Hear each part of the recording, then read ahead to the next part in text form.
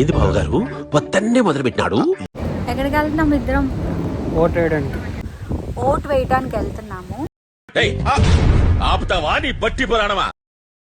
నమస్తే అండి అందరికి, వెల్కమ్ టు భామా వ్లాగ్స్. ఈ వ్లాగ్ అప్లోడ్ చేసే టైంకి రిజల్ట్స్ కూడా వచ్చేసాయి. 14 సంవత్సరాల పరిపాలన కన్జర్వేటివ్ పార్టీ తర్వాత లేబర్ పార్టీ గెలిచింది. ఆ పార్టీ మేనిఫెస్టోని బట్టి చూడాలి ఇమిగ్రేషన్ లో ఏమన్నా చేంజెస్ ఉంటాయేమో అని. ఇక్కడ ఓటింగ్ అంతా బ్యాలెట్ బాక్స్ ఓటింగ్ జరిగింది. ఓటింగ్ ఫినిష్ అయిన 1 hour లోనే ఎవరు గెలిచారని డిక్లేర్ కూడా చేసేసారు. మార్నింగ్ స్టార్ట్ చేశారు, నైట్ 10 వరకు ఓటింగ్ జరిగింది. 11:30 కల్లా న్యూస్ వచ్చేసింది లేబర్ పార్టీ గెలిచింది అని.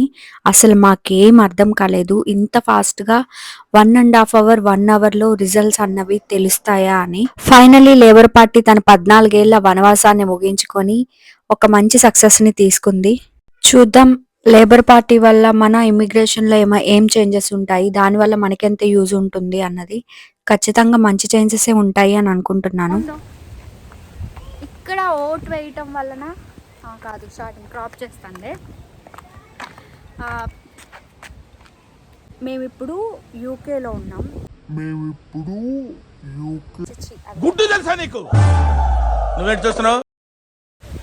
ఇక్కడ పోటీ చేసేది ఎవరెవరు? రిషి సునక్ మన ఇండియన్ ఒక అతను, ఇంకా రిషి సునక్ ఇండియన్ కాదు, ఇండియన్ ఆరిజిన్.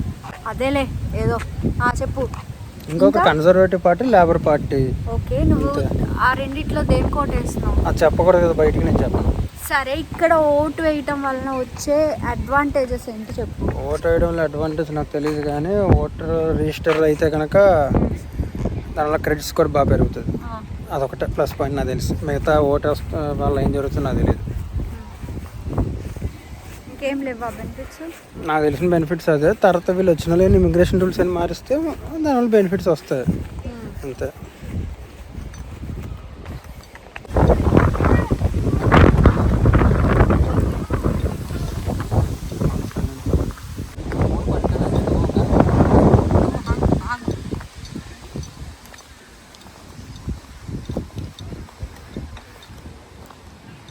చాలా ఖర్చు.